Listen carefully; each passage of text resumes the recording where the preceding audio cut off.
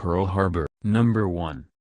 The whole attack took only 2 hours. Ultimately 2,403 Americans died in the attack and 1,178 were wounded. A total of 18 ships were lost or damaged, including the USS Arizona, which still leaks oil from beneath the war memorial in the harbor. All this damage was inflicted in just 2 short hours. Number 2. 5 Americans managed to get airborne. A total of 5 Army Air Corps pilots managed to take flight and go after Japanese planes. No one knows for certain how many planes those pilots shot down, but pilots Ken Taylor and George Welch were credited with at least 7 of the 29 Japanese aircraft brought down by American guns. Taylor and Welch heard gunfire early in the morning and phoned and told the base to arm and fuel their P-40s.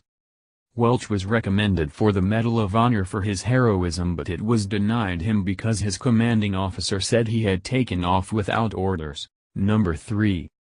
23 sets of brothers died aboard the USS Arizona alone. 37 pairs or trios of brothers were assigned to the USS Arizona. Of those, 23 sets were killed, constituting 62 men. As a result, the U.S. Navy actually attempted to discourage the practice of family members serving aboard the same vessels, but no official regulations were ever put in place. Number 4.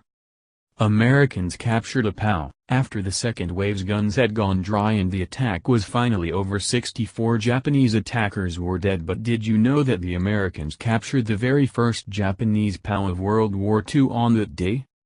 Kazuo Sakamaki, a submariner, was chosen to attack ships in a midget-class sub. During the mission his sub was disabled and he tried to blow it up with an explosive charge which failed to go off. When he dove down to investigate why it didn't detonate, he passed out unconscious. Sakamaki floated to the surface and washed up on shore, where he was discovered and captured. He spent the whole war in a POW camp. After the war he worked for Toyota and died in 1999. Number 5. The Japanese really wanted to take out American aircraft carriers, but they weren't in port at the time.